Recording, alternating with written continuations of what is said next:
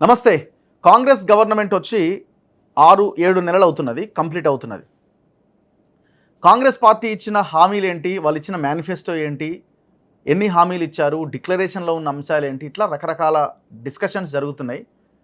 కొన్ని డబ్బులు లేకుండా, డబ్బులు ఖర్చు కాకుండా అమలు చేయగలిగిన హామీలు ఉన్నాయి. పెద్ద మొత్తంలో డబ్బులు ఖర్చు చేసి అమలయ్యే హామీలు కూడా చాలా ఉన్నాయి. సో ఇట్లా ప్రయారిటీ వైజ్గా కొంత ఈ మేనిఫెస్టోని అమలు చేసే విషయంలో ఫెయిల్ అవుతున్నారు. దాంట్లో భాగంగానే చాలా డిమాండ్స్ వస్తున్నాయి. అసలు ఈ మేనిఫెస్టో అమలు కమిటీని ఒకటి ఏర్పాటు చేయండి. మీరు మేనిఫెస్టో తయారు చేయడానికి ఒక కమిటీని ఏర్పాటు చేశారు ఎలక్షన్స్కి ముందు, ఓట్లు సీట్ల కోసము. సో ఈ మేనిఫెస్టో ప్రజలు నమ్మి ఓట్లేసిన తర్వాత, మీరు అధికారంలోకి వచ్చిన తర్వాత మరి దీని అమలు ఈ సంగతి ఏంది, ఇందులో కొన్నింటిని అసలు పూర్తిగా పక్కన పెట్టేశారు కదా అన్న ఒక అభిప్రాయం అయితే చాలా బలంగా వినిపిస్తున్నది. అభిప్రాయంలో వాస్తవాలు కూడా ఉన్నాయి. ఒక్కసారి మీరు స్క్రీన్ పైన చూడండి. ఈ అంశం మీద మనం డిస్కస్ చేయబోతున్నాం. నా ముందు అల్దాస్ జానయ్య గారు ఉన్నారు, సీనియర్ ప్రొఫెసర్, అండ్ ఈ మేనిఫెస్టో కమిటీని తయారు చేసిన దాంట్లో సార్ది కూడా చాలా కీలక భాగస్వామ్యం. ముఖ్యంగా రైతు భరోసా, రైతు బంధు, ఈ రైతు రుణమాఫీ, బోనస్, వీటి విషయంలో మనం ఎలక్షన్స్కి ముందు కూడా సార్తో ఒక వీడియో చేయడం జరిగింది. సో ఇది ఒకసారి మీరు స్క్రీన్ పైన చూస్తే, కాంగ్రెస్ హస్తం పేదల నేస్తం, నిజమైన ప్రజాస్వామ్య పరిపాలన కోసం, తెలంగాణ ఆకాంక్షలు నెరవేర్చడం కోసం, సామాజిక తెలంగాణ సాధన కోసం, నిరుద్యోగ రహిత తెలంగాణ కోసం, ప్రజా శ్రేయస్సు కాంగ్రెస్తోనే సాధ్యమంటూ ఒక కవర్ పేజీ మీకు కనిపిస్తుంది. అభయహస్తం మేనిఫెస్టో అని, ఇందిరమ్మ రాజ్యం ఇంటింటా సౌభాగ్యం అని. ఇది ఎలక్షన్స్కి ముందు. ఇందులో మీరు పేర్లు చూస్తే దుద్దిల్ల శ్రీధర్ బాబు దీనికి చైర్మన్గా ఉన్నారు ఈ మేనిఫెస్టో కమిటీకి. ఎలక్షన్స్కి ముందు ఈ మేనిఫెస్టో తయారు చేసే కమిటీకి గడ్డం ప్రసాద్ గారు, ఆయన వికారాబాద్ ఎమ్మెల్యే, ఇప్పుడు స్పీకర్, ఆయన వైస్ చైర్మన్గా ఉన్నారు. అండ్ నెక్స్ట్ మెంబర్స్గా దామోదర్ రాజనరసింహ, ఆరోగ్య శాఖ మంత్రి, బలరాం నాయక్, దామోదర్ రెడ్డి, చిన్నారెడ్డి, ఒబైదుల్లా కొత్వాల్, అండ్ తహరబిన్ అహ్మద్, పోట్ల నాగేశ్వరరావు, అల్దాస్ జానయ్య సారే ఉన్నారు, చందా లింగయ్య, తిరుమలగిరి సురేందర్, అల్లం భాస్కర్, చామల శ్రీనివాస్, లింగం యాదవ్, బైకాని, రాజేశ్వరరావు, కోట నీలిమ, రవలి రెడ్డి, హంసు వర్మ, హర్షవర్ధన్ రెడ్డి, కత్తి వెంకటస్వామి, రియాజ్. సో ఇట్లా వీళ్ళందరూ ఉన్నారు. వీళ్ళంతా కలిసి ఇప్పుడు ఈ మేనిఫెస్టోని రూపొందించారు. ఈ మేనిఫెస్టోనే సరిగ్గా అమలు కావట్లేదు, ఇచ్చిన హామీలు ఏంది, మీరు చేస్తున్నది ఏందన్నది ఇప్పుడు ప్రధానమైన ప్రశ్న. ఇందులో ప్రధానంగా టోటల్గా మీరు ఇంకొక స్క్రీన్ చూస్తే, స్క్రీన్ పైన వీళ్ళు ఇచ్చిన హామీలు ఏంటి అంటే, మొత్తం ఇచ్చినటువంటి హామీలు మొత్తం మీరు ఒకసారి స్క్రీన్ పైన చూడొచ్చు. Congress party assembly election manifesto, మొత్తం తెలంగాణ సమాజానికి కాంగ్రెస్ పార్టీ ఇచ్చిన హామీల సంఖ్య 313. అయితే జూన్ 2024 నాటికి, ఫస్ట్ అయితే ఏమేమి ఇచ్చిరో చూద్దాము. ఈ ఇచ్చిన హామీలు 313 అంటున్నారు. అండ్ దీంతో పాటుగా డిక్లరేషన్ ఉన్నాయి. అంటే కొన్ని డిక్లరేషన్స్ ప్రకటించారు. కామారెడ్డి డిక్లరేషన్ అని, వరంగల్ డిక్లరేషన్ అని, రైతుల గురించి, నిరుద్యోగుల గురించి, మహిళా డిక్లరేషన్ అని. సో అందులో ఉన్న అంశాలు కొన్ని ఉన్నాయి. సో డిక్లరేషన్లో ఉన్న అంశాలేమో, వరంగల్ రైతు డిక్లరేషన్లో 13 అంశాలు ఉన్నాయి, హైదరాబాద్ యూత్ డిక్లరేషన్లో 17 అంశాలు ఉన్నాయి, చేవెళ్ల ఎస్సీ ఎస్టీ డిక్లరేషన్లో 16 అంశాలు ఉన్నాయి, మైనార్టీ డిక్లరేషన్లో 14 అంశాలు ఉన్నాయి, కామారెడ్డి బీసీ డిక్లరేషన్లో 26 అంశాలు ఉన్నాయి. మొత్తం డిక్లరేషన్లో ఉన్నటువంటి అంశాల సంఖ్య 86. ఇవి కూడా హామీలే. అండ్ దాంతోపాటుగా ఇచ్చిన హామీలు ఏమేంటి, నీటిపారుదల, వ్యవసాయము, రైతు సంక్షేమం మీద 30 హామీలు ఇచ్చారు, విద్యారంగం మీద 32 హామీలు, ఉపాధి కల్పన మీద 7 హామీలు, వైద్య రంగంలో 12 హామీలు, సంక్షేమ రంగం మీద 136 హామీలు, పారిశ్రామిక రంగం మీద 18 హామీలు, ఇతర రంగాల మీద 78, మొత్తం 313. సో ఇట్లా 313 ప్లస్ 86 సార్, ప్లస్ 86 డిక్లరేషన్లో ఉన్న అంశాలు, మొత్తం 399 హామీలు ఇచ్చారు. ఇందులో చాలా అంశాలు ఉన్నాయి. అండ్ ఇంకొకటి ఇందులో ఏంటంటే, సార్ ఆల్రెడీ డీటెయిల్డ్గా ఒక ఇది రాయడం జరిగింది, ఒక స్టాటిస్టిక్స్ రాసుకొని వచ్చారు, చాలా డీటెయిల్డ్గా డివైడ్ చేశారు. జూన్ 2024 నాటికి 27 హామీలు అమలు దశలో ఉన్నాయి, అమలు అవుతున్నాయి అన్నది సార్ చెప్తున్నది. కానీ చేయాల్సినవి చాలా ఉన్నాయి. అండ్ ఇంకొక విషయం ఏంటంటే, మరి వీళ్ళు కేవలం 27 దగ్గర ఎందుకు ఆగిపోయారు? సార్ చెప్తున్న దాంట్లో ప్రధాన మేనిఫెస్టో హామీలలో ఎటువంటి ఆర్థిక భారం లేని, అతి స్వల్ప ఆర్థిక భారంతో కూడిన హామీలు, అంటే కేవలం ఒక 50 కోట్లు పెడితే ఆ హామీ అయిపోతుంది. సో అట్లాంటి హామీలు కొన్ని అయితే, ఇప్పుడు బెల్ట్ షాపులు రద్దు అన్నదానికైతే అసలు ఎలాంటి డబ్బులు అక్కర్లేదు, జస్ట్ ఒక నోటి మాట చెప్తే కథం అయిపోతుంది. సో అట్లాంటి హామీలు దాదాపు 146 హామీలు ఉన్నాయి. 399లో అవుట్ ఆఫ్ 399 146 హామీలు అసలు చాలా చిన్న చిన్న హామీలు ఉన్నాయి. మరి వీటిని కూడా ఇంతవరకు కంప్లీట్ చేయనటువంటి పరిస్థితి. సో ఒకసారి సార్ మీ మేనిఫెస్టో తయారు చేయడంలో కీలక భాగస్వామి కాబట్టి సార్తో మనం ఒకసారి డిస్కస్ చేద్దాం. ఆయన ఒపీనియన్ ఏంటి ఈ 6-7 నెలల తర్వాత రేవంత్ రెడ్డి పరిపాలన మీద, ఈ మేనిఫెస్టో అమలు మీద మనం మాట్లాడదాం. సార్ నమస్తే. నమస్కారం అండి. ముందుగా మీరు ఈ మేనిఫెస్టోని తయారు చేశారు కాబట్టి మీరు అనుకుంటున్నారా మాకు బాధ్యత ఉన్నది ఖచ్చితంగా దీన్ని అమలు చేసే దాంట్లో అని, లేదంటే మీరు మిమ్మల్ని ముందుగా రిక్రూట్ చేసుకున్నారు, అపాయింట్ చేసుకున్నారు, మీ సలహా కోరినారు కాబట్టి మేము చేసినాం అయిపోయింది మాకు సంబంధం లేదంటారా? ఎట్లా చూడాలి? ఇది దుద్దిల్ల శ్రీధరబాబు గారి అధ్యక్షతన ఆనాటి కాంగ్రెస్ పార్టీ ప్రెసిడెంట్ ముఖ్యమంత్రి గారు రేవంత్ రెడ్డి గారు ఈ కమిటీని ఏర్పాటు చేశారు. అందులో ఒక ప్రత్యేకత ఉండాలి. అంటే దానికంటే ముందు చిన్న చర్చలో గతంలో మేనిఫెస్టో అంటే గతంలో ఉన్న నాయకుల్ని విమర్శించడం కాదు, అది పార్టీ కాదు. సాధారణంగా మేనిఫెస్టో గతంలో ఎలా ఉండేదంటే గాంధీ భవన్ వరకే పరిమితం అయ్యేది. 2018 వరకు కూడా. నేను చూసారు గాంధీ భవన్ ఇప్పటికీ 2018, 2014 మేనిఫెస్టో కాపీ అలా పడున్నాయి. సో మేము అప్పుడే ముఖ్యమంత్రి గారు ఆనాటి పిసిసి ప్రెసిడెంట్ గారు ఇది కాదు, మేనిఫెస్టో అనేది ప్రజలకు చేరాలి. సో కాబట్టి మనం ఒక వినూత్నంగా తయారు చేద్దాము. అదేవిధంగా వినూత్నంగా ప్రజల ఆస్పిరేషన్స్ ఒక స్పష్టంగా కనపడాలి, దర్పణం అనేది ఉండాలి. సో దాన్ని ఏ విధంగా ప్రజలకు తీసుకుపోవాలనే అంశం మీద కూడా మనం ఒక స్ట్రాటజీ కూడా వర్కౌట్ చేద్దాము అని చెప్పినప్పుడు, అందుకనే మేము ఒక పొలిటీషియన్స్ కమిటీ కాదు, అందుకని ప్రొఫెసర్స్ని కూడా పెట్టాము ఇందులో. సో ఈ బాధ్యతలో మీరు కీలక పాత్ర పోషించాలని ముఖ్యమంత్రి గారు ప్లస్ ముఖ్యంగా శ్రీధరబాబు గారు నాకు ఆ పూర్తి స్వేచ్ఛను ఇచ్చారు. మీరు డ్రాఫ్ట్ చేయండి, అన్ని మీటింగ్లలో అటెండ్ అయ్యాము, అన్ని సూచనలు ఇచ్చారు వారు. అందరు కమిటీ మెంబర్ల సూచనలు అన్నీ మనకు ఒక దగ్గర పెట్టుకొని సో ఒక ప్రొఫెషనల్గా తయారు చేయాలని ఆ బాధ్యత మాకు అప్పగించినప్పుడు మేము చాలా సంతోషపడ్డాం. అంటే మీరు అంటే ఆ బడ్జెట్ ఎంత ఉంది అన్నది అది కూడా చూశారు కదా, అప్పులు ఎంత ఉన్నాయి ఇవన్నీ చూసిన తర్వాత తయారు చేశారు కదా. నేను ఒక అగ్రికల్చర్ ఎకనామిస్ట్ని కాబట్టి సో ప్రతి అంశం ఇప్పుడు మీరు టోటల్గా 313, అందులో 13 ఏమో గ్యారంటీస్, 100%, 6 గ్యారంటీస్లో మొత్తం 13 అంశాలు.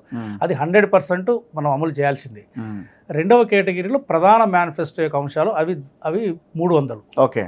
సో 300 + 13, 313. ఇవి కాక డిక్లరేషన్స్ ఇచ్చారు. అంటే ఒక ఏఐసిసి తరఫున, టీపీసీసీ తరఫున కూడా ప్రజలకు ఒక పార్టీ యొక్క విజన్ ఏంటి అంటే, ఇప్పుడు మనకు కామారెడ్డి బీసీ డిక్లరేషన్, వరంగల్ రైతు డిక్లరేషన్. అంటే జనరల్గా డిక్లరేషన్ అంటే పొలిటికల్ సైన్స్లో ఏంటంటే డిక్లరేషన్ పొలిటికల్ పార్టీ, మనకు లాహోర్ డిక్లరేషన్ అంటాం 1925, ఇప్పటికి చాలా ఫేమస్. అంటే మనకు సంపూర్ణ స్వరాజ్యమే మన యొక్క ధ్యేయం అని అప్పుడు ఇండియన్ నేషనల్ కాంగ్రెస్ ఇచ్చింది. అదొక విజన్. సో డిక్లరేషన్స్ అనేది బేసికల్గా ఆ పార్టీ యొక్క విజన్.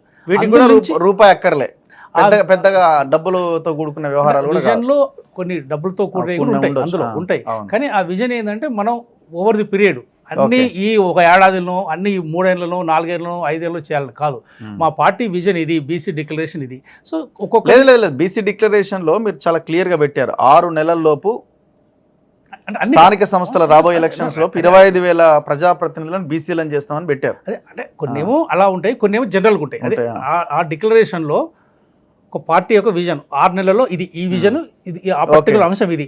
కొన్ని ఏమో లాంగ్ రన్లు ఉంటాయి. సో ఇవేంటంటే 86 అలాంటివి. సో మొత్తం 399 అంశాలతో కూడిన ఈ మేనిఫెస్టోని మేము ఒక ప్రొఫెషనల్గా తయారు చేయడం జరిగింది. సో మీరు అన్నారు కేవలం మేనిఫెస్టోని రాసి మనం అక్కడ సమర్పించి చేతులు దులుపుకోవటం కాదు. రెండవ స్టెప్లో కూడా ఈ మేనిఫెస్టోని ప్రజలకు తీసుకెళ్లడంలో కూడా మేము ఒక కీలక పాత్ర పోషించాం వేరు రకాలుగా. సో ఇంటింటికి కూడా ఇది చేరాలని చెప్పేసి రకరకాల మాధ్యమాల ద్వారా. సో ఇప్పుడు ప్రజల యాస్పిరేషన్స్ స్పష్టంగా ఆ మేనిఫెస్టోలో మనం స్పష్టీకరంగా మాకు వినిపించాం. సో ప్రజలు వాటి ఆదరించారు. సో మనకు అధికారంలో కూడా రావడం జరిగింది కాంగ్రెస్ పార్టీ. మీరు అంతటితో పాటు అంతటితో కూడా మా బాధ్యత పోలే. మేము ఫ్రీక్వెంట్గా మనం ఒక అడ్వైజరీ రోల్ లాగా మధ్యలో ఇప్పుడు ఇంత ఎక్సర్సైజ్ నేను విశ్లేషించాను. సో ఎందుకు అంటే మేము క్లోజ్గా మాకు విఆర్ఎస్ తీసుకొని యూనివర్సిటీ నుంచి బయటకు వచ్చినాం, కానీ బట్ మాకు పదవుల అధికారం కాదు. క్లోజ్గా ఒక బాధ్యత గల మేము ప్రొఫెసర్స్గా ఒక టీం లాగా మేము దాన్ని మానిటర్ చేస్తున్నాం. సో మానిటర్ చేస్తూ అప్పుడప్పుడు కూడా మేము సలహాలు ఇస్తున్నాము. ఇది చేయండి, ఇందులో రూపాయి ఖర్చు లేదు, ఇది చేయండి, ఇది చేయండి అని కూడా మేము చెప్తున్నాం. చెప్పిన కొన్ని చేస్తున్నారు. ప్రభుత్వంలో వచ్చిన తర్వాత కొన్ని ప్రియారిటీస్ కూడా మారుతాయి. అంటే చెప్పని కూడా కొన్ని చేస్తారు, చెప్పినవి కొన్ని అనుకున్న దానికంటే కొద్దిగా లేట్గా చేస్తారు. సో ఇవన్నీ సహజంగా జరుగుతాయి. సో కాబట్టి మేము సైలెంట్గా ఏం లేము. ప్రభుత్వానికి ఎప్పటికప్పుడు మేము సలహాలు ఇస్తున్నాం, కొన్ని స్వీకరిస్తున్నారు, వాళ్ళు కూడా అడుగుతున్నారు. సో ముఖ్యంగా రైతు రుణమాఫీలో మేము వ్యవసాయ శాఖ మాత్యులు రెగ్యులర్గా మా సలహాలు తీసుకుంటున్నారు. దానికి అనుకూలంగానే మేము చేస్తున్నాం. ఓకే. ఇంకా రెండవ అంశం ఏంటంటే మొత్తం ఈ మేనిఫెస్టో యొక్క ఆర్థిక భారం దాదాపు 55 నుంచి 60,000 కోట్లు, 60,000 crores. 60,000 క్రోర్స్ మనం హయ్యర్ సైడ్ తీసుకుంటే. ఓకే. ఇందులో 50% అంటే దాదాపుగా సగము వన్ టైం ఇన్వెస్ట్మెంట్, అంటే ఎవ్రీ ఇయర్ ఉండదు అది, ఓహో. Every year okay. దానికి రుణమాఫీ. ఆ రుణమాఫీ వన్ టైం ఇన్వెస్ట్మెంట్. ఇప్పుడు పెన్షన్లు ఇవన్నీ మనం రెగ్యులర్ గా ఉంటుంది, రెగ్యులర్ ఉంటుంది. ఇది రెగ్యులర్ పెన్షన్ కానీ, రైతు భరోసా కానీ, మన బోనస్ ఇచ్చే 5 వరి, గ్యాస్ కానీ, కరెంటు ఫ్రీ కానీ, ఇవన్నీ ఈ విద్యార్థులకు ఇచ్చే ఉద్యోగాలు కానీ, ఇవన్నీ సహజంగా ఇది రికరింగ్ ఎవ్రీ టైం. మీరు అంటున్న 60,000 crores లో 30,000 ఓన్లీ రుణమాఫీదే వన్ టైం. సో ఇప్పుడు దాదాపు ఒక్క రైతులకు ఇచ్చిన దాదాపుగా ప్రామిస్లలోనే 43,000 కోట్లు, 43,000 కోట్లు నెక్స్ట్ ఒక 45 days నుంచి 60 రోజులలో చేరబోతుంది. అది ప్రాసెస్ మొదలుపెట్టారు ఆల్రెడీ. అంటే 60,000 కోట్లలో 43,000 కోట్లు అంటే మీకు దాదాపుగా అది ఒక 65% ఆర్థిక పరమైన బడ్జెట్ని దాదాపు ఇంప్లిమెంట్ చేసినట్టు. అంటే నెంబర్స్ వేరు, 26 ఉంటాయి మీకు. మొత్తం 399లో అంశాల వారీగా వస్తే మాత్రం 27-30 అంశాలకు లోపే ఉంటాయి. కానీ దాని యొక్క ఆర్థిక భారం మాత్రం దాదాపుగా 65 నుంచి 70% మీకు 70% ఆర్థిక భారం ఇప్పుడు ఈ నెక్స్ట్ 45 నుంచి 50 రోజులలో తీరబోతున్నది. సో ఇది ఒక నెక్స్ట్ ఇంత భారం ఉండదు. ఓకే. నెక్స్ట్ కేవలం ఒక 30 నుంచి 35% మాత్రమే భారం ఉంటుంది. అంటే 60 కోట్లలో మీకు ఒక నెక్స్ట్ ఒక 18 నుంచి 20 కోట్ల లోపే ఉంటుంది భారం. సో ఇది మేజర్గా, అంటే దీన్ని అర్థం చేసుకోకుండా కొంతమంది అంటే విమర్శించాలనుకొని విమర్శించడం కాదు. ఇప్పుడు మనం చూసాం 10 ఏళ్లలో ఆర్థిక విధ్వంసానికి గురైంది తెలంగాణ. అంటే మొత్తం వ్యవస్థలే విధ్వంసం, అందులో ఆర్థిక విధ్వంసం అనేది చాలా ఘోరంగా, 7 లక్షల కోట్ల అప్పు, ఎక్కడ చూసినా ఏం లేదు. అలాంటి విధ్వంసమైన ఆర్థిక పరిస్థితి నుండి మనం ఇప్పుడు 43,000 కోట్లు నెక్స్ట్ 45 నుంచి 50 రోజులలో రైతులకు ఇవ్వబోతున్నారు. అది స్పష్టంగా మనకు ఇండికేషన్స్ ఉన్నాయి, ప్రాసెస్ కూడా మొదలైంది. సో కాబట్టి దీన్ని మనం ఇంప్లిమెంట్ కావట్లేదు. ఇది మొత్తం ఎంత అయింది ఇప్పుడు? దాదాపు 7 నెలలు కాలే, ఇంకొక 5 రోజులు అయితే 7 నెలలు ప్రభుత్వం. సరే, ఇప్పుడు మీరు అంటున్నది అది తీసుకుందాం, వాళ్ళు ఏదో చేయడానికి ప్రయత్నం చేస్తున్నారు అని. ఇప్పుడు మీరు అంటున్న ఏదైతే చాలా తక్కువ అమౌంట్తో ఎక్కువ అంశాలు ఉన్నాయి, ఏవైతే ఉన్నాయో, మరి వాటిని ఎందుకు ఇంప్లిమెంట్ చేయలేకపోతున్నారు? ప్రారంభ దశ కూడా నోచుకోవట్లే కదా.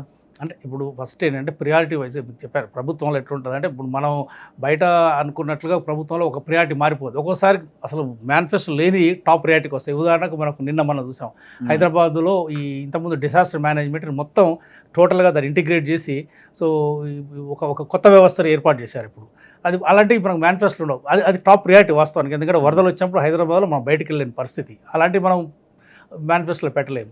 సో అదేవిధంగా Musi river front development for example, అది మేనిఫెస్టోలో పెద్దగా మనం ప్రియారిటీ అంశంగా పెట్టము. అంటే ఇలా కొన్ని ఏమో ప్రియారిటీ కొద్దిగా వెనకగలిగితే ప్రభుత్వంలో వచ్చిన కొన్ని లేని కూడా ప్రియారిటీకి వస్తాయి. బట్ ఓవరాల్గా ఏంటంటే ఇంప్లిమెంట్ అవుతుందా కావట్లేదా ఒకటి, ఎంత మేరకు అవుతుంది, ఒకవేళ వాళ్ళ చిత్తశుద్ధి ఉన్నదా లేదా.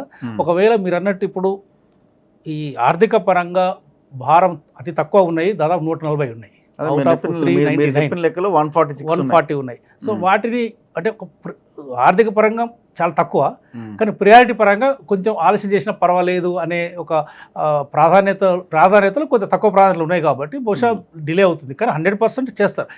మీకు ఆల్రెడీ దాదాపు 70% ఆర్థిక భారంతో కూడిన 27-30 అంశాలను అమలు చేసినప్పుడు మిగతా దాదాపు 350 చూస్తే కూడా మిగతా 20-30% బడ్జెట్ భారం లేదు. కాబట్టి చేయలేదు. కాబట్టి టైం, మీరు అన్నట్టు టైం. ఇంకోటి గవర్నెన్స్ ఇష్యూ. దీనికి ఏంటంటే ఈ కొత్త ప్రభుత్వానికి ఇంకా దీనికి ఒక వ్యవస్థ అనేది క్రియేట్ చేసి ఉంటే బాగుండేది. మేనిఫెస్టో ఇంప్లిమెంటేషన్ కోఆర్డినేషన్ కమిటీ ఒకటి పెట్టి ప్రతి మేనిఫెస్టోని, అంటే నేను కేంద్రంలో నాకు ఉన్న కొంచెం గతంలో నేను ఢిల్లీలో అక్కడ పనిచేశాను కాబట్టి ఇంతకుముందు డాక్టర్ మన్మోహన్ సింగ్ గారు ఢిల్లీలో యూపీఏ గవర్నమెంట్లో ఉన్నప్పుడు ఏం చేసేదంటే మేనిఫెస్టోని ప్రతి డిపార్ట్మెంట్కి కాపీ పంపించేది. ఈ మేనిఫెస్టో మీద మనం కేంద్రంలో అధికారంకి వచ్చాం. మేనిఫెస్టోకు ఒక నోడల్ ఆఫీసర్ ఉండేది ప్రతి మినిస్ట్రీ ఆఫ్ అగ్రికల్చర్ కానీ, మినిస్ట్రీ ఆఫ్ అర్బన్ డెవలప్మెంట్, ఇలా. సో ప్రతి నెల ఈ మేనిఫెస్టోకి సంబంధించిన అంశాలు కూడా 20 సూత్రాల కమిటీ అని కూడా వాళ్ళు ఉండేది. అది ఇందిరాగాంధీ గారి టైంలో మీరు చెప్పింది 100% కరెక్ట్. అది గరీబ్ హఠావో 1971-72 ఆ టైంలో, ప్లస్ ఇందిరాగాంధీ గారు 1980లో కూడా అధికారంలోకి వచ్చిన తర్వాత సో అక్కడ స్పష్టంగా ఒక 20 పాయింట్ ప్రోగ్రామ్ కమిటీ పెట్టేది. ఆ కమిటీలో ఏంటంటే ప్రతి డిపార్ట్మెంట్కు మేనిఫెస్టో కాపీ ఇచ్చి దీని మీద మనం అధికారంలోకి వచ్చాం. ఈ నెలలో మీరు దీనికి సంబంధించిన అమలు చేశారు, వచ్చే నెల నెలలో ఎన్ని అమలు చేస్తారు, ఈ అమలు చేసే ప్రక్రియలో ఏమన్నా ఇబ్బందులు ఉన్నాయా? సో ఇదంతా ప్రతి శాఖ నుంచి తీసుకొని ప్రతి నెల ముఖ్యమంత్రి గారికి సమర్పిస్తే అక్కడ దాన్ని రివ్యూ చేసుకొని ఆ క్యాబినెట్లో కానీ లేదంటే ఆయా శాఖల మంత్రులు అధికారులు ఇక్కడ ఎందుకు వేయట్లేదని మీలాంటి వాళ్ళు చెప్పలేదా? చేస్తారు, తయారు చేసినప్పుడు ఒక ఆలోచన ఉంది అందరినీ పెట్టాలని, మరి అమలు చేసే విషయంలో కూడా ఉండాలి కదా. అమలు కూడా అంటే కొంచెం ఇది ఆలస్యమైంది కానీ చేస్తారని నమ్మకం ఉన్నది. ఎందుకంటే ఇప్పుడు మీరు చూస్తున్నారు, ఇప్పుడు పొలిటికల్గా కొద్ది క్యాబినెట్ ఇష్యూస్ అవి కొద్ది ప్రాధాన్యత ఇష్యూల వల్ల బహుశా దీని మీద కాన్సన్ట్రేట్ చేస్తలేరు. బట్ చేసే అవకాశం అయితే మాకు కనిపిస్తుంది డెఫినెట్గా. ఎందుకంటే మేనిఫెస్టోనే చాలా కీలకం, మన ప్రజలకు ఇచ్చిన హామీల మీదనే మళ్ళీ నెక్స్ట్ ఎలక్షన్లకు పోవాల్సి ఉంటుంది. మీరు చూడండి, బెల్ట్ షాపులు ఉన్నాయి. ఐ థింక్ నేను అనుకుంటా సింగిల్ ఎన్పీ కూడా అక్కర్లేదు కదా. సో మరి అది నోటి మాటతో జస్ట్ ఇట్లా డీజీపీకి ఒక ఆర్డర్ ఇస్తే టోటల్ బెల్ట్ షాపులన్నీ ఇది అయిపోతాయి. సో ఆ హామీ ప్రధాన హామీగా ఉన్నది. ఇప్పుడు మీరు వాళ్ళు ఇచ్చిన బెల్ట్ షాపులకు మంగళం అని పెట్టారు. బెల్ట్ షాపులు రహిత తెలంగాణ అన్నారు, అదేవిధంగా మారక ద్రవ్యాల రహిత తెలంగాణ అన్నారు, నిరుద్యోగ రహిత తెలంగాణ. డ్రగ్స్ మీద రివ్యూ అంటున్నారు, గాంజా వాటి మీద రివ్యూస్ అంటున్నారు. మరి బెల్ట్ షాపుల మీద రివ్యూ ఏది చేయాలి కదా. మరి ఆ హామీ మరి ఆదాయం పోద్దన్న ఒక ఆలోచన ఉంటుంది. మీరు ఎకనామిస్టే కదా. ఆదాయం పోదు. ఇది బహుశా ఎవరన్నా ఒకవేళ ఇలాంటి సలహా ఏమైనా ఇచ్చిండొచ్చు, ఇది బెల్ట్ షాపులు తీసేసి ఆదాయం తగ్గుతుంది అనేది. కానీ వాస్తవం షార్ట్ రన్లో స్వల్పకాలికంగా కొంత తగ్గే అవకాశం ఉంటుంది. కానీ దాన్ని కూడా మనం కంపేర్ చేసుకునే విధానం ఏమిటంటే, మీకు బెల్ట్ షాపులలో అమ్మేది చీప్ లిక్కరు, ఇవి తక్కువ ఖరీదైన తక్కువ ఖర్చుతో ఉండే లిక్కర్. ఏం చేయాలంటే ఇప్పుడు ఒక హై కాస్ట్ లిక్కర్ బాటిల్స్ ఉంటాయి, 2500 3000 ఖరీదైన బాటిల్స్కు ఒక 10% 5% పెంచితే మీకు ఇక్కడ ఏమైనా లాస్ అయితే కొద్ది గొప్ప అక్కడ కవర్ అవుతుంది. సో బహుశా అది చేస్తారు. ఎందుకంటే అది మీరు ఇంతకుముందు చెప్పాను, ప్రాధాన్యతలలో ఏమైందంటే కొన్ని ప్రాధాన్యత అయినవి కూడా కాస్త వెనకబడిపోయినవి మాత్రం అది వాస్తవం. బహుశా ఇక వాస్తవానికి మధ్యలో ఎన్నికలు రావడం కూడా ఒక బ్రేక్ అయింది వాస్తవానికి ప్రభుత్వానికి. 7 months అనేది తక్కువ టైం ఏం కాదు కదా సార్. బేసిక్గా అంతా దాదాపు ఇప్పుడు వాస్తవానికి మీరు 5 సంవత్సరాలలో అసలు ఒక సంవత్సరం ఏం చేయడానికి వీలుండదు. First 6 months last 6 months almost ఏ ప్రభుత్వానికైనా అడ్జస్ట్మెంట్ ఒకటి, లాస్ట్కి ఏమో ట్రాన్సిషన్ ఒకటి. సో ఈ రెండు తీసేస్తే వాస్తవానికి మన కరెక్ట్ ఎఫెక్ట్ మిగిలేదు 4 ఏళ్ళు. అంటే 20% మీకు ఆల్మోస్ట్ దాన్ని కౌంట్ చేయకూడదు. ప్లస్ మధ్యలో ఇంకేదైనా బై ఎలక్షన్స్ పంచాయతీ ఎలక్షన్స్ అయిపోతే అదే ఒక 1 2 నెలలు అవి పోతాయి. సో కాబట్టి టైం మాత్రం డెఫినెట్గా చాలా ఇంపార్టెంట్. మన ఇంత పెద్ద రాష్ట్రానికి ఇన్ని సమస్యలు ఇన్ని హామీలు ఇచ్చాం కాబట్టి every hour is important, every day is important. బహుశా ఇప్పుడిప్పుడే టేక్ ఆఫ్ మూడ్లోకి వస్తుంది అనేది 2 అంశాలు. ఒకటి ఏమంటారంటే 6 నెలలే అయింది అన్నది ఒక లైన్ తీసుకొస్తున్నారు. రెండోది ఏంటంటే ఫైనాన్షియల్గా మొత్తం ఆగమైపోయింది రాష్ట్రం కాబట్టి కొంత చేయడానికి ఇబ్బంది అవుతుందని. ఈ 2 అంశాలలో మీరు ఫస్ట్ అంశం 6 నెలలు సో కొంచెం ఇబ్బంది అని మీరు ఒక మాట చెప్తున్నారు, ఓకే. రెండోది ఫైనాన్షియల్గా చాలా క్రైసిస్లో ఉన్నాం, అసలు మొత్తం కొలాప్స్ అయిపోయింది అని వాతావరణం అయితే చూపిస్తున్నారు. వాస్తవమేనా? అంటే అసలు కనీసం రివైవ్ అవ్వడానికి కూడా అవకాశం లేకుండా ఉందా? అంటే ఇక్కడ ఒకటి మాత్రం రాష్ట్ర శాసనసభ సాక్షిగానే మనం వైట్ పేపర్ ప్రభుత్వం చూపించింది. మొన్న ఒక కాగ్ రిపోర్ట్ వచ్చింది, ఏప్రిల్ మే నెలలో దాదాపు 23,000 కోట్ల ఆదాయం వచ్చింది రాష్ట్ర ఖజానాకి. వాస్తవానికి తెలంగాణ రాష్ట్రం అద్భుతమైన రాష్ట్రం, ధనికమైన రాష్ట్రం. కేసీఆర్ చెప్పింది కూడా ధనికమైన రాష్ట్రం. అలాంటి ధనికమైన రాష్ట్రాన్ని ఒక పేద రాష్ట్రంగా మార్చారు గత 10 ఏళ్లలో. అంటే ఆదాయం పరంగా ధనికం, ఖర్చు చేసే విధానంలో మొత్తం దోపిడీ. ఈ ప్రక్రియ అంటే ఒకటి రెవెన్యూ, ఒకటి ఎక్స్పెండిచర్. రెవెన్యూ సైడ్ ధనికం నో డౌట్, ఆనాడు ఈనాడు కూడా ధనికమే. కేసీఆర్ ఉన్నప్పుడు కూడా రెవెన్యూ పరంగా ధనికమే. మీరు పర్ క్యాపిటల్ రెవెన్యూ చూస్తే మన పర్ క్యాపిటల్ ఇన్కమ్ లాగా పర్ క్యాపిటల్ డెప్ట్లో చూస్తే మనం నెంబర్ 1, పర్ క్యాపిటల్ రెవెన్యూలో కూడా మనం నెంబర్ 3. ఓకే, మన పర్ క్యాపిటల్ ప్రతి పౌరునికి వచ్చే ఆదాయం చూస్తే చాలా ఎక్కువ. కాకపోతే ఈ ఎక్స్పెండిచర్ ఏదైతే ఉన్నదో దానిలో బాగా విపరీతమైన లోపాలు, అందులో కమిషన్లు, ఎక్కడ పెట్టాలో ఖర్చు అక్కడ పెట్టకుండా, సో ఎక్కడ కమిషన్లు వస్తాయి, ఇదే ఒక కాన్సన్ట్రేషన్తో ఇప్పుడు విద్య వైద్యం మొత్తం సర్వనాశనం కావడానికి ఇది. ప్లస్ ఎక్కడ అప్పులు తీసుకొచ్చినప్పుడు చాలా జాగ్రత్త ఖర్చు పెట్టాలి. ఓన్ రెవెన్యూలో కొంత మనం కాస్త లెవరేజ్ ఇచ్చి కాస్త మనం కొంచెం ఫ్రీగా ఖర్చు పెడతాం. బట్ అప్పు తీసుకొచ్చి అది జాగ్రత్త ఖర్చు పెట్టాలి. ఏది లేకుండా కేవలం ఒకే ఒక ఆలోచనతో మొత్తం 7 లక్షల కోట్లు ఆర్థిక భారంతో ఆర్థికంగా మొత్తం అప్పుల పాలు చేశారు. ఇప్పుడు ఏమవుతుందంటే దాని భారం ఏంటంటే దాదాపు 30,000 కోట్లు ఇప్పుడు ఇంట్రెస్ట్కు కట్టాలి. కట్టాలి కదా, తప్పదు. అది ఇప్పుడు ప్రభుత్వాలు వ్యక్తులు మారుతారు కానీ ప్రభుత్వం అనేది పర్మనెంట్ కదా, వ్యవస్థ పర్మనెంట్. సరే, వ్యవస్థలో జరిగిన లోపాలకు కమిషన్లు, ఎంక్వైరీలు, విచారణ, శిక్షలు అవి చట్టాలు చూసుకునే పని అది చేస్తారు. కానీ మనం క్యారీ ఓవర్ అయితే మనం కట్టుకోవాలి కదా, అది రాష్ట్ర ప్రభుత్వం, అది ప్రభుత్వం కదా. సో సంవత్సరానికి 30,000 కోట్లు, అది గతంలో లేదు, అది కేవలం 6,000 కోట్లు ఉండేది గతంలో 2014 తర్వాత. అది 30,000 కోట్లు ఒకేసారి. అంటే 30,000 కోట్లు మీరు ఆలోచించండి, ఎంత మొత్తం గవర్నమెంట్ ఉద్యోగస్తులకు పెన్షన్లకు ఎంత అవుతుంది, 40 నుంచి 45,000 కోట్లు, 50,000 కోట్లు లోపే. అంటే దాదాపుగా ఇప్పుడు అందులో కొన్ని రోజులు అయితే అది ఈక్వలెంట్ అవుతుంది. అంటే ఉద్యోగస్తులకు పెన్షన్స్కు అడ్మినిస్ట్రేటివ్ ఎక్స్పెండిచర్ ఎంతనో అప్పుల మీద కట్టే వడ్డీ కూడా అంత తయారు చేశాడు గత కేసీఆర్ మహానుభావుడు వచ్చి. సో ఇది పెద్ద భారం. రెవెన్యూ సైడ్ మీరు చెప్పినప్పుడు ఆదాయం సైడు మాది దాదాపుగా 2 నుంచి 2.5 లక్షల కోట్లు సంవత్సరానికి ఆదాయం వస్తుంది, అన్ని రకాల ఆదాయం. అంటే grants in aid from government of India కావచ్చు, జిఎస్టీలో షేర్ కావచ్చు, మన ఓన్ ఎక్సైజ్ ఇన్కమ్ కావచ్చు, రిజిస్ట్రేషన్ నుంచి అన్ని రకాల ఆదాయం చూస్తే రిజర్వ్ బ్యాంక్ ఆఫ్ ఇండియా లెక్కల ప్రకారము మనకు దాదాపు 2 లక్షల ప్లస్ వస్తుంది కోట్లు సంవత్సరానికి. సో ఇప్పుడు వచ్చే 2 లక్షల కోట్లు ఇప్పుడు మీరు అన్నట్టుగా ఒక 2 నెలల్లో మనకు 23 నుంచి 24,000 కోట్లు నెలకు వచ్చింది. దాన్ని ఇప్పుడు చాలా జాగ్రత్తగా వాడుతున్నారు. ఇప్పుడు మీరు నిన్న మొన్న ఒక ఆర్థిక శాఖ అంటే మనకి ఈరోజు న్యూస్ పేపర్ ప్రకారం ఇప్పుడు మనకు 30,000 కోట్లు కావాలి దాదాపు. సరే అది కొంచెం గైడ్లైన్స్ అయితే ఏదో కొన్ని తగ్గే అవకాశం ఉంటుంది రుణమాఫీకి. సో కనీసం 25,000 కోట్లు సాలిడ్గా మనకు కావాలి. సో ఇప్పుడు ఇవన్నీ జాగ్రత్త చేయబట్టి 15,000 కోట్లు ఇప్పుడు మనకు రిజర్వ్లో ఉన్నాయి. ఇంకా మనకు 10,000 కోట్లు అయితే ఇమీడియట్గా స్టార్ట్ చేస్తాం పేమెంట్ అనేది ఈరోజు కొన్ని న్యూస్ పేపర్లో చదివాం. అసలు ఈ రుణమాఫీ చేయడానికి అవకాశాలు ఎంతవరకు ఉన్నాయి సార్? ఏ లైన్లో వెళ్తున్నారు వీళ్ళు? బ్యాంకర్లతో మాట్లాడుకొని మన గతంలో మాట్లాడుకున్నట్టేనా? సో కార్పొరేషన్ పెట్టి దానికి ట్రాన్స్ఫర్ చేయడమేనా? అదే 3-4 ఆప్షన్స్ ఉన్నాయి. ఒకటి ఏంటంటే ఓన్ రిసోర్సెస్ని మ్యాక్సిమం ఇప్పుడు గతంలో పెట్టినంత ఎక్స్పెండిచర్ ఇప్పుడు లేదు. గతంలో అంతా ఇరిగేషన్లో మిషన్ అని రకరకాల ఖర్చు పెట్టారు. ఇప్పుడు ఆ ఖర్చు లేదు, ఇప్పుడు చాలా తగ్గిపోయింది. అది ఆ కమిషన్ లేవు, ఆ ఖర్చు లేదు ఇప్పుడు. సో దాంట్లో మనకు సేవ్ అయింది కొంత. ఇప్పుడు 15,000 కోట్లు ఉన్నాయంటే మనకు వచ్చిన ట్యాక్సెస్ కావచ్చు, ఇదంతా దాన్ని ఒక సేవ్ చేసి ఇప్పుడు రేపు అది రుణమాఫీ వాడాలనేది. కొన్ని ఎక్స్పెండిచర్ పోస్ట్పోన్ చేస్తారు. అంటే కొన్ని ఎక్స్పెండిచర్స్ మనం ఆగస్ట్ తర్వాత కూడా పెట్టవచ్చు. సో కాబట్టి కొన్ని చిన్న ఎక్స్పెండిచర్స్ అంటే ఇంటర్నల్ అడ్జస్ట్మెంట్స్. ఇది కాకుండా మనకు ఎఫ్ఆర్బిఎం పరిధిలో మనకు కొంత అప్పు తీసుకునే ఒక వెసులుబాటు ఉంది. దాదాపు 10-12,000 కోట్లు తీసుకోవచ్చు. ఎవరిని బెగ్ చేయాల్సిన అవసరం లేదు. అది మనకు రాష్ట్రాలకు రాజ్యాంగపరంగా ఉన్న హక్కుతోనే మనం 10-12,000 కోట్ల వరకు మనం తీసుకోవచ్చు. బహుశా బయట చెప్పినట్టుగా ఏదో భూములు అమ్ముతున్నారు, ఇదంతా అబద్ధం. అది బహుశా ఏంటంటే ఇప్పుడు మనకు ఇండస్ట్రియల్ ఇన్ఫ్రాస్ట్రక్చర్ కార్పొరేషన్లో ఉన్న కొన్ని ఆస్తులని కొంత టెంపరీగా మార్టిగేజ్ చేసి తీసుకొచ్చి మళ్ళీ తర్వాత దాన్ని రిలీజ్ చేసుకునే అవకాశం, సర్దుబాటు చేసుకునే అవకాశం. ఇలాంటి ఇంటర్నల్ అడ్జస్ట్మెంట్తో మనకి ఇంత పెద్ద ఎకానమీలో 30,000 కోట్లు అనేది నథింగ్. సో అది 100% సాధ్యం అవుతుంది. మనం ఆల్రెడీ రిసోర్స్ మొబిలైజేషన్ చేస్తున్నారు. ఈరోజు పేపర్లో ఇచ్చిన వార్త ప్రకారం దాదాపుగా సగానికి సగం ఆల్రెడీ ఫైనాన్స్లో రిజర్వ్ ఉన్నాయి రిలీజ్ చేయడానికి. ఓకే, ఏది రైతు రుణమాఫీకి దాదాపు 15,000 కోట్లు ఉన్నాయి. ఈరోజు పేపర్లో వార్త ఏంటంటే ఈ పేపర్లో వచ్చిన వార్త ప్రకారం మీకు షేర్ చేస్తున్నాను. దాదాపు 15,000 అంటే అన్ని దాన్ని మొబిలైజ్ చేసి అధికారులు ఆల్రెడీ ముఖ్యమంత్రి గారు ఇచ్చిన ఆదేశాల మేరకు కొంత జాగ్రత్తగా చేస్తున్నారు. ఇంకా మిగతా కావాల్సిన డబ్బు రకరకాల మార్గాల నుంచి, అన్ని చట్టపరమైన మార్గాల నుంచి మొబిలైజ్ చేస్తారు. కానీ ఎక్కడ భూనమ్ముడు కానీ ఇలాంటిది ఏమి లేదు.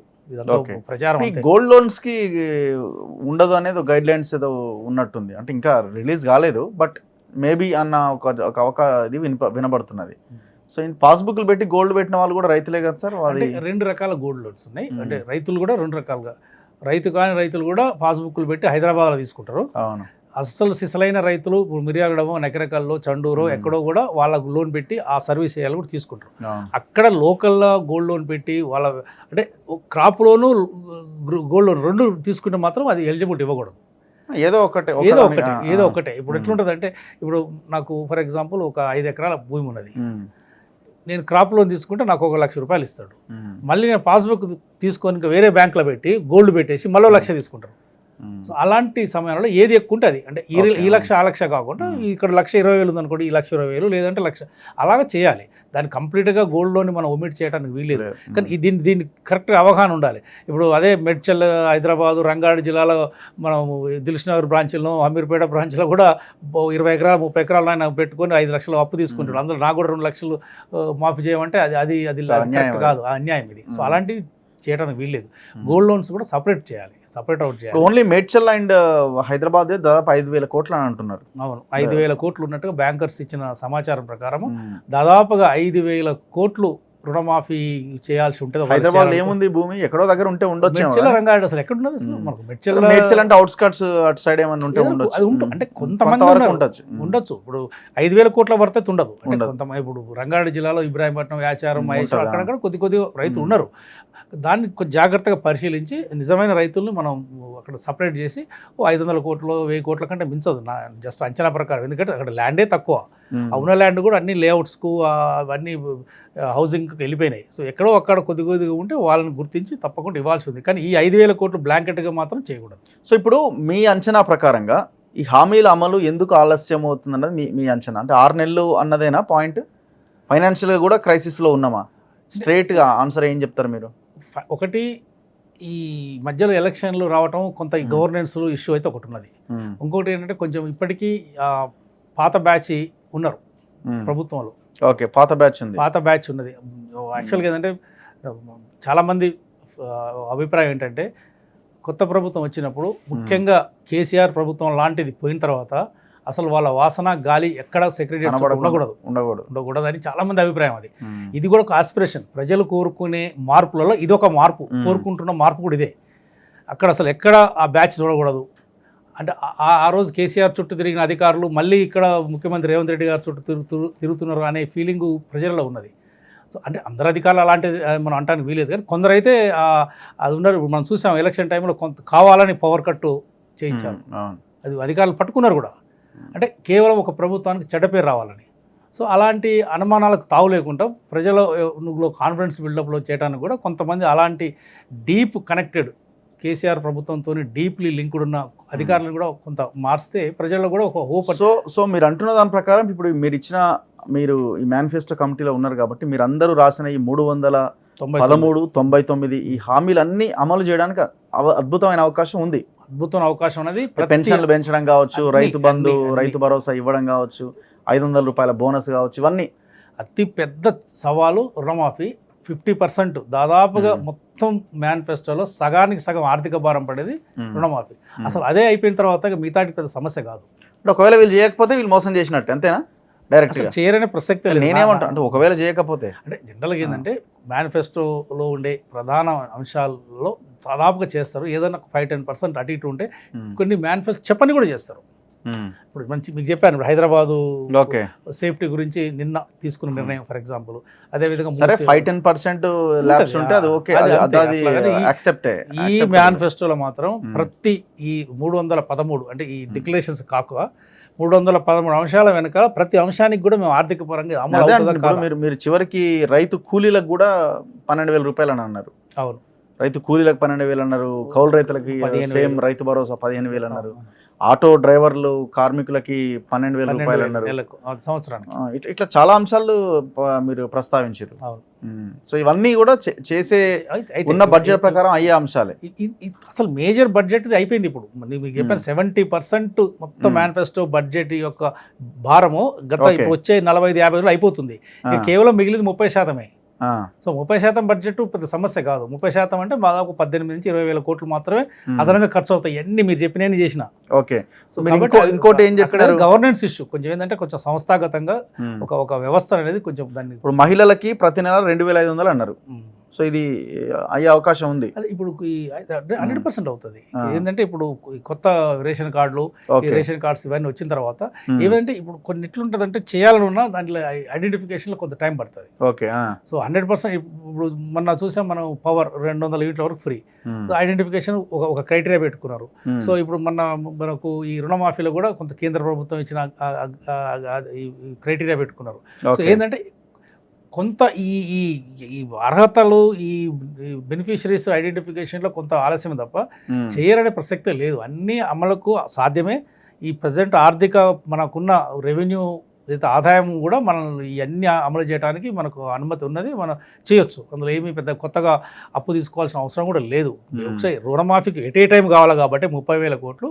సో కొంత సర్దుబాటు చేయాల్సిన అవసరం ఉన్నది. బట్ అదర్వైజ్ రుణమాఫీ 30,000 కోట్లు వన్ టైం పోతే ఇక నెక్స్ట్ ఓన్లీ 30,000 కోట్లు సంవత్సరానికి 30,000 కోట్లే దీని మీద భారం పడేది అడిషనల్గా. 2 లక్షల బడ్జెట్లో మనకు 2 లక్షల కోట్ల బడ్జెట్లో 30,000 కోట్లు పెద్ద సమస్య కాదు. ఫస్ట్ టైం మాత్రం డెఫినెట్గా ఇది భారం వన్ టైం కాబట్టి దీనికి కొంత ఇంటర్నల్ అడ్జస్ట్మెంట్స్, కొంత అక్కడ ఇక్కడ బారోలు, ఈ ఎఫ్ఆర్బిఎం మీకు ఎక్కడ అసంతృప్తి కనిపిస్తలేదా? అంటే ఈ 6-7 monthsలో ఈ అంశంలో వీళ్ళు మార్చుకోవాలా, ఈ సలహా ఇద్దామని ఎక్కడ మీకు అనిపించలేదా? నాకు జానయ్య గారిని పిలిస్తే ఇగో నేను ఈ సలహా ఇస్తా ఈయనకి రేవంత్ రెడ్డి, కానీ మీకు ఎక్కడ అనిపించట్లేదా? డెఫినెట్గా అనిపించింది. ఎక్కడ? ఒకటి ఏంటంటే మీరు అన్నట్టుగా ఎలక్షన్ల ముందే, అంటే లోక్సభ ఎలక్షన్ల ముందు ఆర్థిక భారం లేని కనుక కనీసం ఒక 30 నుంచి 40 చేసి ఉంటాయి, ఇంకా 2-3 సీట్లు లోక్సభ సీట్లు పెరిగాయి. అది ఎందుకు చేయలేదో మాకు కూడా అర్థం కాలే. మేము కూడా చెప్పాం, సలహా ఇవ్వడం. ఏంది మీరు చెప్తున్న వాటిలో ప్రధానంగా ఇప్పుడు మీకు సింపుల్ చెప్తాను, ఉద్యోగస్తులకు డిఏ ఇస్తామన్నాం పెండింగ్లో. అది ఎప్పుడైనా ప్రభుత్వం ఇవ్వాల్సింది, ఈ రోజైనా రేపైనా ఇవ్వాల్సింది. అది అడిషనల్ భారం కిందకి రాదు అది. సో 3 కనీసం ఒకటి ఇవ్వమని చెప్పాం. ఉద్యోగస్తులు కూడా వాళ్ళు, ఎందుకంటే ఉద్యోగస్తులు కూడా చాలా సఫర్ అయ్యారు 10 ఏళ్లలో కేసీఆర్ ప్రభుత్వంలో, మనకు తెలుసు. సో అది ఒకటి చేయాల్సింది. అది ఎట్లా, అది జీరో అడిషనల్ బడ్జెట్ కాదు అది యాక్చువల్గా. ఈ రోజు కాదు, ఏ రోజైనా మనం పే చేయాల్సింది. అదేవిధంగా ఉద్యోగస్తులు కూడా ఈ పిఆర్సీ ఎక్స్పెక్ట్ చేశారు. పిఆర్సీ ఎట్లాగా 6 నెలల నుంచి 1 year పడుతుంది. అది అనౌన్స్మెంట్ చేసి ఉంటే ఉద్యోగస్తులకు కాన్ఫిడెన్స్ వచ్చేది. 3వది అతి ముఖ్యమైనది నిరుద్యోగస్తులు. నిరుద్యోగులు, యువతకు మనం బయటకు వచ్చి ఆందోళన చేస్తున్నారు. ఆ పరిస్థితి రాకుండా ఉండేది. వాస్తవానికి పబ్లిక్ సర్వీస్ కమిషన్ మాత్రం తొందరగానే కాన్స్టిట్యూట్ చేశారు మహేందర్ రెడ్డి గారు ప్లస్ ఇతర సభ్యులతో. వాళ్ళు ఇమీడియట్గా ఒక 1 week 10 days దీని మీద డెడికేట్ చేసి జాబ్ క్యాలెండర్ రిలీజ్ చేయాల్సి ఉంటుంది. కనీసం సంక్రాంతి లోపల జాబ్ క్యాలెండర్ రిలీజ్ చేసి ఉంటే సరే. జాబ్ క్యాలెండర్లో కరెక్ట్ ఫిగర్స్ ఏది ఉండదు, అందులో ఒక 5-10% కొంత 600 పోస్టులు అంటాం గ్రూప్. 600 కాకపోతే 550 ఉండొచ్చు, 650 ఉండొచ్చు, 10% అటు ఇట్లా ఉండొచ్చు.